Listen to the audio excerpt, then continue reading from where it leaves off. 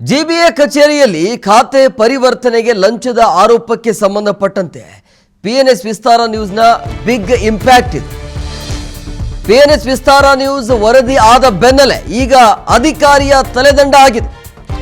ಲಂಚ ಕೇಳಿರುವಂತಹ ಜಿಬಿಎ ಅಧಿಕಾರಿ ಆರತಿ ಆನಂದ್ ತಲೆದಂಡ ಆಗಿರೋದು ಖಾತೆಯನ್ನು ಕನ್ವರ್ಟ್ ಮಾಡೋದಕ್ಕೆ, ಬಿ ಇಂದ ಎ ಖಾತೆಗೆ ಕನ್ವರ್ಟ್ ಮಾಡೋದಕ್ಕೆ, ಪರಿವರ್ತನೆ ಮಾಡೋದಕ್ಕೆ ಇಂತಿಷ್ಟು ದುಡ್ಡು ಕೊಡಬೇಕು ಅಂತ ಹೇಳಿ ಅಧಿಕಾರಿಗಳು ಲಂಚದ ಬೇಡಿಕೆಯನ್ನು ಇಟ್ಟಿದ್ರು.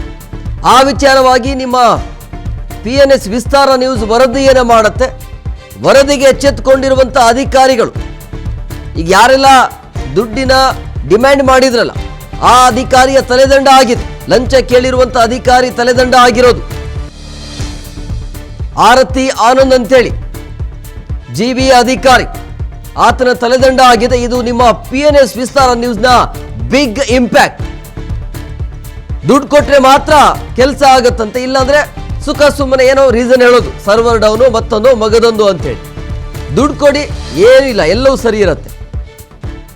ಅಲ್ಲಿ ಬಿ ಇಂದ ಎ ಖಾತೆಗೆ ಪರಿವರ್ತನೆ ಆಗಬೇಕು ಅಂತ ಹೇಳಿದ್ರೆ ಇಂತಿಷ್ಟು ದುಡ್ಡು 40,000 ರೂಪಾಯಿ ಅಂತೆ. ಒಂದು ಯಾವುದೋ ಒಂದು ಟೀ ಶಾಪಲ್ಲಿ ಕೂತ್ಕೊಂಡು ಡೀಲ್ ಮಾಡುವಂಥ ಅಧಿಕಾರಿಗಳು ಇವರು. ಎಲ್ಲ ದೃಶ್ಯವನ್ನು ನಿಮ್ಮ ವಿಸ್ತಾರ ನ್ಯೂಸ್ ನಿನ್ನೆನೆ ಮಾಡಿರುವಂಥ ಸುದ್ದಿ, ಅದು ಇವತ್ತಿಗೆ ಅದು ಇಂಪ್ಯಾಕ್ಟ್ ಆಗಿದೆ. ಜೊತೆಗೆ ಅಲ್ಲಿರುವಂಥ ಸ್ಥಳೀಯರು ಕೂಡ ಅಧಿಕಾರಿಗಳನ್ನು ತರಾಟೆಗೆ ತೆಗೆದುಕೊಂಡ್ರು. ಎಷ್ಟು ದಿನ ಅಂಥೇಳಿ ನೀವು ಮನೆಯಿಂದ ಆಫೀಸ್ಗೆ, ಆಫೀಸಿಂದ ಮನೆಗೆ ಓಡಾಡೋಕ್ಕೆ ಆಗತ್ತೆ? ಪದೇ ಪದೇ ಈ ರೀತಿಯಾಗಿ ಬೇರೆ ರೀತಿಯ ಮಾಹಿತಿಯನ್ನು ಕೊಡೋದು, ಸರ್ವರ್ ಡೌನ್ ಆಗಿದೆ, ಅದು ಆಗಿದೆ, ಇದು ಆಗಿದೆ ಅಂಥೇಳಿ ವಾಪಸ್ ಕಳುಹಿಸೋದು, ಇದೇ ಕೆಲಸವನ್ನು ಅಧಿಕಾರಿಗಳು ಮಾಡ್ತಾ ಇದ್ರು. ಈ ವಿಚಾರವಾಗಿ ವಿಸ್ತಾರ ನ್ಯೂಸ್ ವರದಿಯನ್ನು ಮಾಡುತ್ತೆ.